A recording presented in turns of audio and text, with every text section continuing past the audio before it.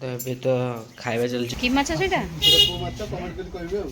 तो अभी देखंतु तरकारी एबे फुटुची आ देखंतु कोन देखुची बोली कोन अछि कोन कुकुरटा सी भाबुची कोन अछि सेठी पानी काढुथिले सेठी सोइथिला सोइ कुछि ता मन कोन गोटे खडखड होउची बोली सी असि कोन करछि ना धीरे धीरे के असि बनेछि हैला ए तो जान देला जान लागे राको पड़ी जे सब एरा कडाकडी कर दिले जान देले तयारी हो जिवो सी असि के धीरे के बनेछि से जान देला एथरो कोनटा ना अब जोर काट देले तो जानि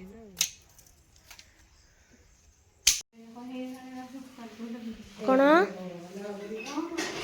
मम्मी तो अब लगी पड़ी पोछा पोछी घर द्वारा अच्छी ना हाँ तक पोछा गले घर भी पोछा सर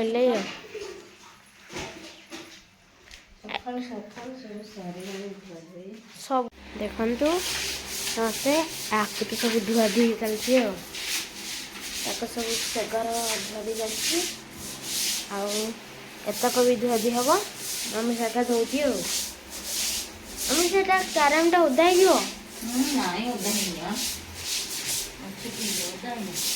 उदाहन एतक भी धुआ एतक भी हाँ शीत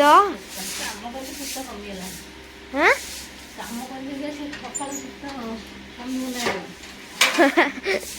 शीत कमिगला हाँ हौ तू आकु भी धुआ दी चलती हाँ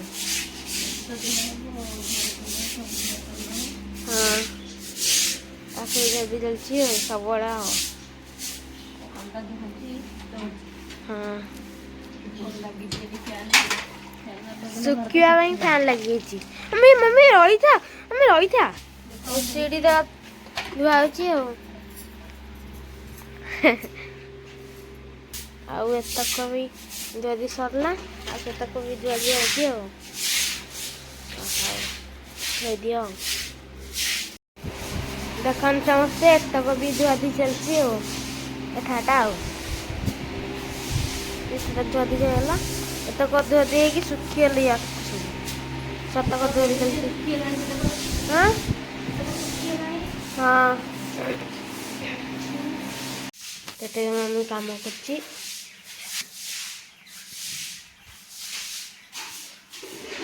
देखन तो सेपट सारिकी मम्मी एपट को आसले हारी माटी पिंडा लिपिया को ना सतक लिपाई सारे एतक लिपा अच्छी हाँ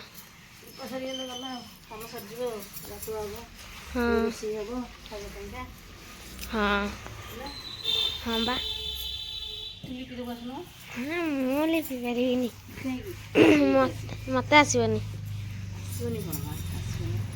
ଆଉ ମତେ କଣ ଆସିବ आज गोटे नुआ प्रकार माछ दुकान को आसी देखी सी माछटा कि माछ सेटा कि माछ सेटा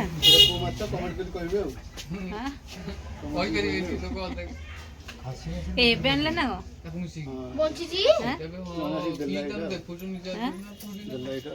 देले कि माछ के जानी खंगा माछ जे कहउछन्ती बा माछ ना गोटे खंगा माछ तो अबे सकाळ खाଇବା ପାଇଁ रोषे चलছে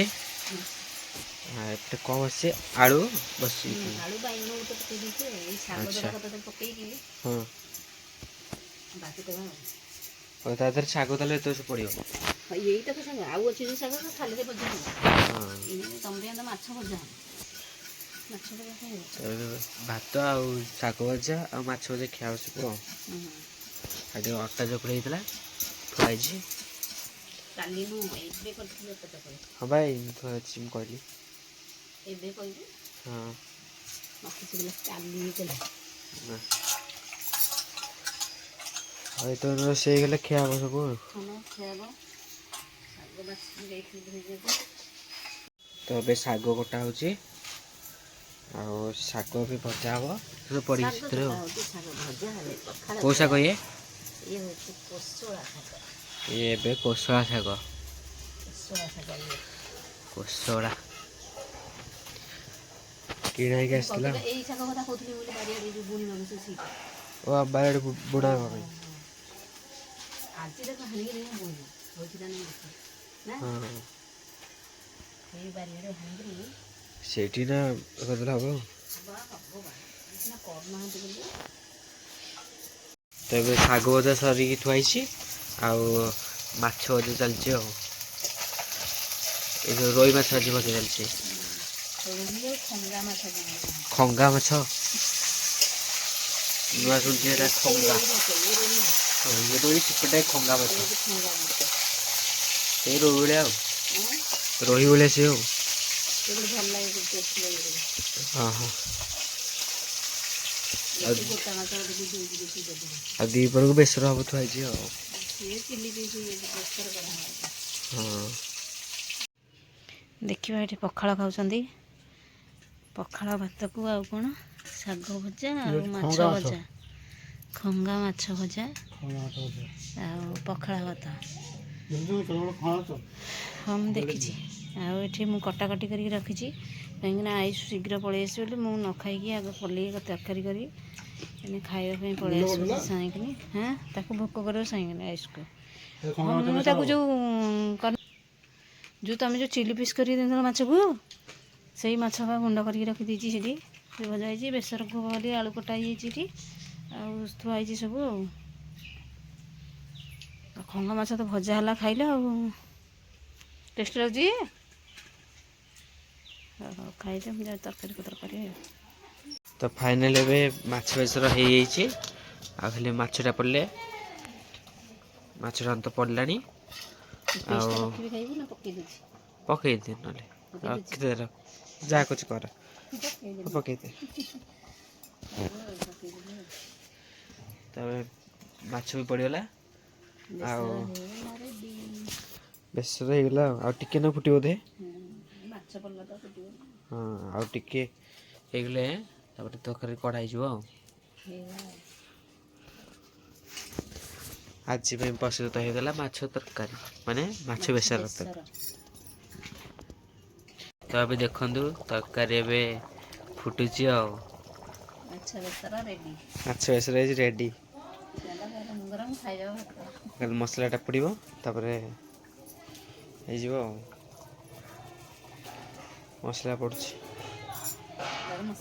ଗରମ ମସଲା ନା ଟେଷ୍ଟ ପାଇଁ ଗରମ ମସଲା। ତ ଏବେ ତ ଖାଇବା ଚାଲିଛି ଦ୍ୱିପହର ହେଇଗଲା ତ ବେସର ତ ସରିଗଲା। ତରକାରୀ ନୁହଁ ବେସର। ମାଛ ବେସର ହେଇଛି ରୋହି ମାଛ ବେସର ଆଉ ଏଠି ମା ପାଇଁ ବଢ଼ା ହେଇଯାଇଛି। ଆମେ ତ ଖାଇସାରିଲୁଣି ଆଉ। ହଁ ହଉ ଜଲ୍ଦି ଜଲ୍ଦି ଖାଅ।